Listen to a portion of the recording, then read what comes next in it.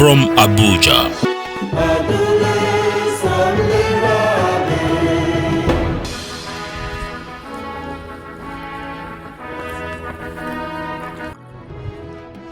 Hello, thank you for being a part of our show. We appreciate you.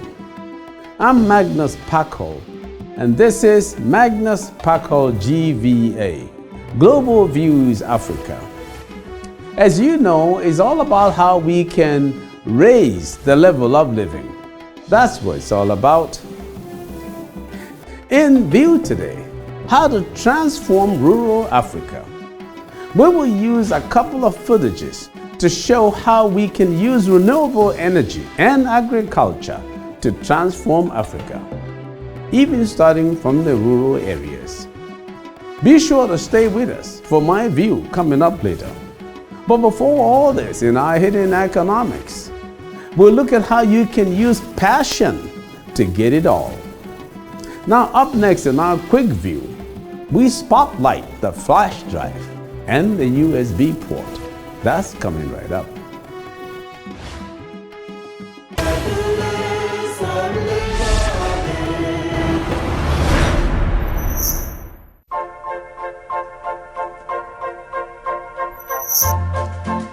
There has been an unquenchable desire to store data in a convenient way. So many people want to carry stored data around for aid in presentations, analysis, forecasts, and so on. The USB flash drive has proved to be a reliable way of holding large amounts of data in the pocket. Now, a USB flash drive can have storage capacity upwards of 2 terabytes. A USB flash drive is a data storage device that includes flash memory with an integrated USB interface. Flash memory is a type of floating gauge semiconductor memory invented by Fujio Masuoka in the early 1980s. Flash memory uses floating gate MOSFET transistors, also known as floating gate MOS transistor. Okay, let us just cut to the chase. Simply put, flash memory, as noted by experts, is widely used for storage and data transfer in consumer devices, enterprise systems, and industrial applications. What is really useful is how the flash drive has been applied by consumers and industries. In this connection, which automobile company became the first to introduce the USB port in their vehicles for a flash drive? Ford, Kia, Mercedes, or Toyota? In what year did the automobile company introduce the USB port in their vehicles? 2002, 2004, 2006, or 2008?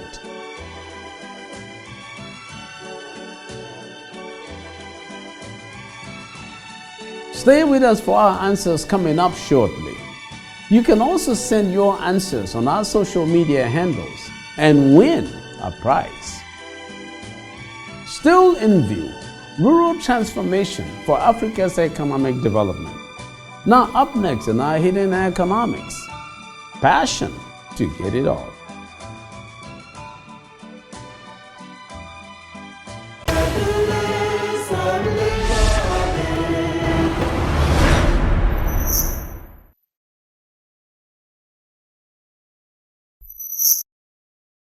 Nigeria to Uganda, girl wine so bad. Caribbean and London, girl wine so bad. South Africa, Botswana, girl wine so bad. All over the world, girl them wine so bad. I love your ways, the way you looking, and then I love you smiling, the way you smiling, I love your movement, locomotion, and then I love your kisses, oh, bumobuluti,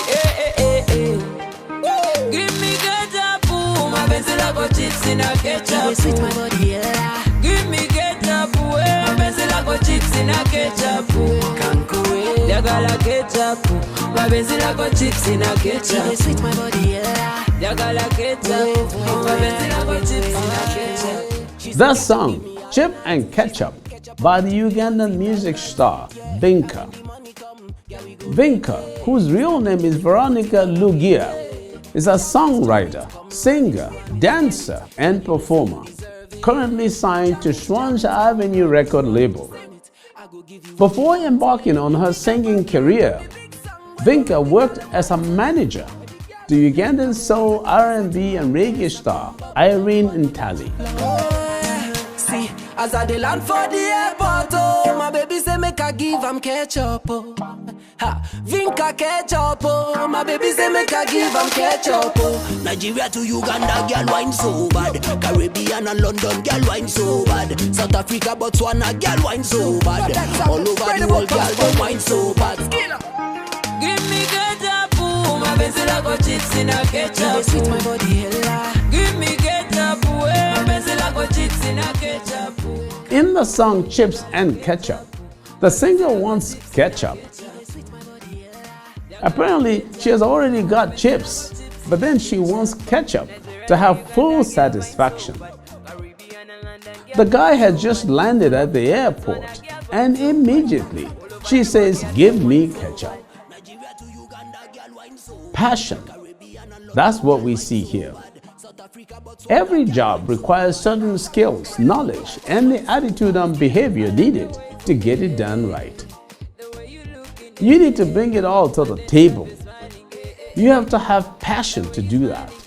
I love a movement, locomotion, I conclude that you can't do your job to its very best level if you don't apply passion. And passion almost always comes with a colleague, and that is competence. You must want to be the best at your job. Nobody who has passion and competence ever gets fired from the job. Basically, every competent person has passion. Now, as Think Pacific has put it, what do you most love to do? What do you most love knowing? What are you most trying to reach? Who are you most trying to surround yourself with? What most enables you to do your best work? Where do you find such places, and what project, plan, or challenge do you most want to help chart? Passion is found in an overlap fashion in all of the answers to these questions. As they conclude, if I find a place where I am surrounded with the kinds of people I most love to work with, using the knowledge I most love to use, and tackling the challenge or problem I would most love to solve, I may feel I have found my passion in life. And that can be a driving force to success. So here is our story. Passion reduces the psychic cost to you of doing your job. And passion also produces energy. That energy produces results or output. So in the end, passion makes you go the extra mile, making you as good as anyone. It gives you competence. Passion is one of the values you should have to succeed at your enterprise. It reduces your cost and can make you win. Our hidden economics for you. Nigeria to Uganda, girl wine so bad. Caribbean and London, girl wine so bad. South Africa, Botswana, girl wine so bad. All over the world, girl them wine so bad. Nigeria to Uganda, girl wine so bad. Caribbean and London, girl wine so bad. South Africa, Botswana, girl wine so bad. All over the world, girl them wine so bad. I love your ways, the way you looking, and then I love you smiling, the way you smiling, I love your movement, locomotion, and then I love your kisses, oh, give me chips in a ketchup. Give me ketchup, mapenzi lako chips in a ketchup. Jagala ketchup, mapenzi lako chips in a ketchup. Jagala ketchup, mapenzi lako chips in a ketchup. Swanga venye yo you say woman you rafiki ne simpa ne biti Vinka Ketchup on the chips, yeah.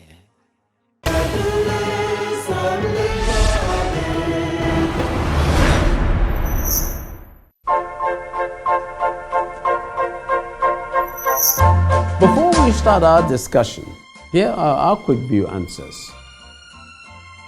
The Korean car manufacturer Kia became the first automobile company to introduce the USB port in their automobiles. And Kia made this introduction in 2006.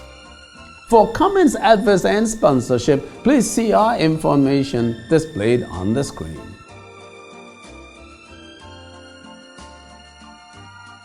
If Africa wants to be more globally competitive, it will need to transform its rural communities, its so-called local people who are often relegated to the background. Over 70% of the people are often in the rural areas in Africa. We need huge investments in them. Professor Eric Maskin is a Nobel laureate economist and a professor from Harvard University. He talks about globalization as a powerful engine for enriching countries looking at the experience of China. Plugging into globalization can do wonders for a nation, he says. He also mentions how people without skills are left behind, and there is a need to raise skills and improve their education to enable people to participate in a more global sense. As he says, transformation is possible if the people are willing. Let's listen to him. Globalization is a powerful engine for enriching countries. We have only to look at the experience of China over the last 30 years to see how a country can go from the brink of starvation to accomplish many wonders if one is plugged into global trade. That's how China was able to develop. But the problem with globalization is that not everyone in a country benefits from this development. That is, globalization, as we've seen, contributes to inequality as well as to prosperity. And it's typically people in agriculture, subsistence agriculture, who are left behind when globalization takes over. That's what's happened in China. We've seen hundreds of millions of people raised up from poverty, but there are equally many people who have seen their lives change little, if at all, over these last 30 years. And my concern is, first, why have these people been left behind, and what can be done about it?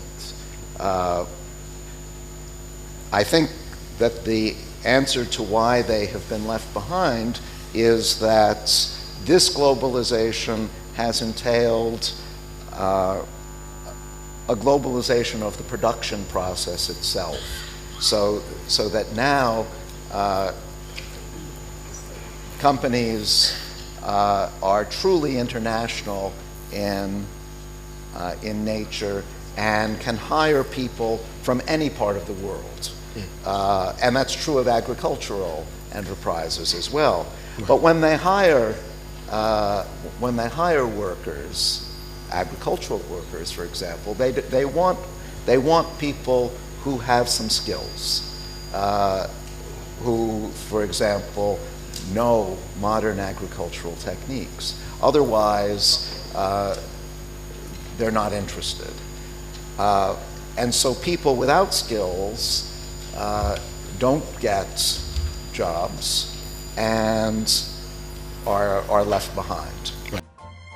Embracing renewable energy like solar power in rural areas across Africa can increase access to energy and create meaningful employment for the youth.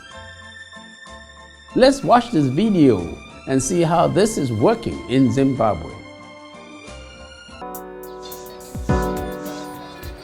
The majority of Zimbabwe's population lacks access to modern energy services, which severely limits their potential for economic and social development. Solar PV systems are a desirable alternative energy source and are objectively affordable, but still represent a fairly large upfront investment for the rural poor. Most solar companies have refrained from entering the rural market due to perceived high risk and transaction costs.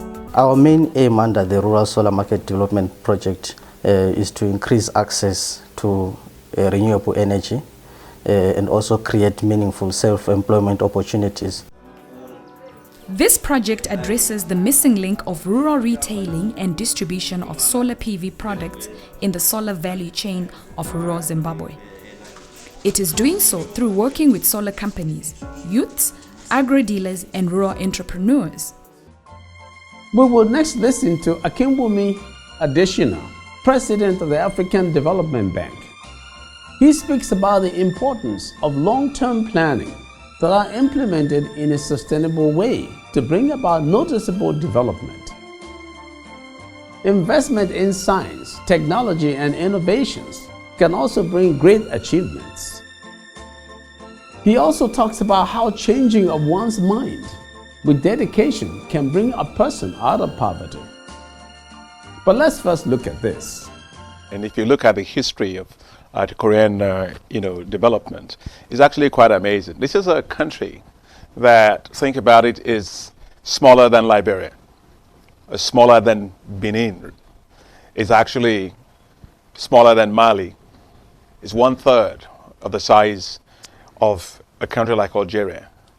And in fact, 32 countries are bigger than Korea.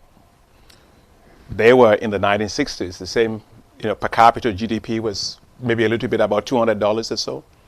Today, you take a look at them, per capita GDP, $26,000.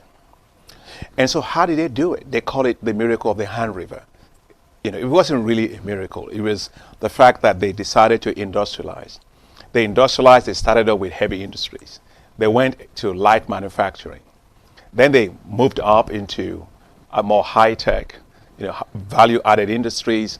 And today you have the Samsungs of the world. Everybody carries a Samsung. You look at the LG, televisions is all made here. You look at all the Hyundai, all the cars are made here.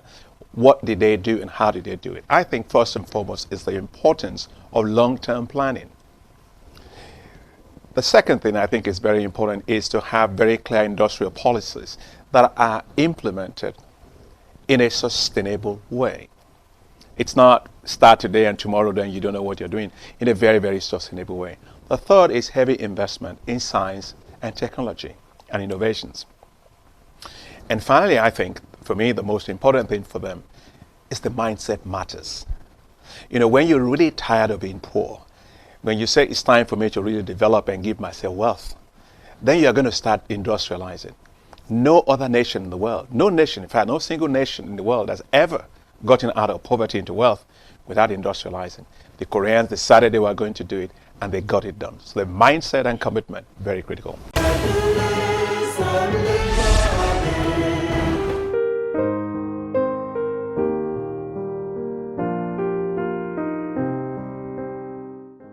Have you ever heard of the saying, you can be whatever you want to be?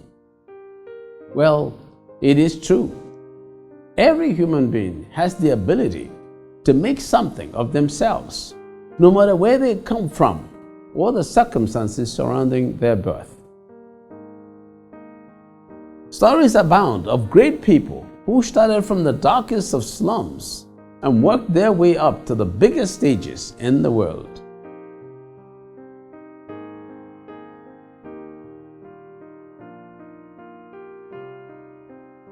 How did they do it? They had a strong will and passion. Then they backed it up with hard work, consistency, discipline, commitment, and determination. Africa, as you may know, is a gold mine, not just of natural resources, but also of human resources. The slums in Africa are filled with so many talents waiting to be discovered. We have beautiful music, beautiful scenery, and beautiful minds, but poor management and publicity strategies. I contend that anyone can become a global star if properly guided and presented with the right opportunities. We can turn those daily routines that we consider ordinary to tourist attractions if we pay attention and refine them to make them uniquely African, but properly global. In recent years, big names like Google, Facebook, Amazon, and recently Twitter are planting their feet in Africa because they see something that unfortunately we appear not to be seeing or are not paying enough attention to. Government agencies need to do more to invest in local talents so that the true potential of Africa will shine through and draw investment and global partnership attention from all over the world. You can be the individual through whom your little village is discovered. Let the talent you have shine through and place you on the global map for all to see. You can be the reason that your community is talked about on CNN or BBC in a great way. You can be the one who discovers the next big thing. Do not take it for granted, because you are capable of becoming globally relevant. The rural areas of Africa can be truly transformational. Let's do it. I'm Magnus Paco, and that's my view.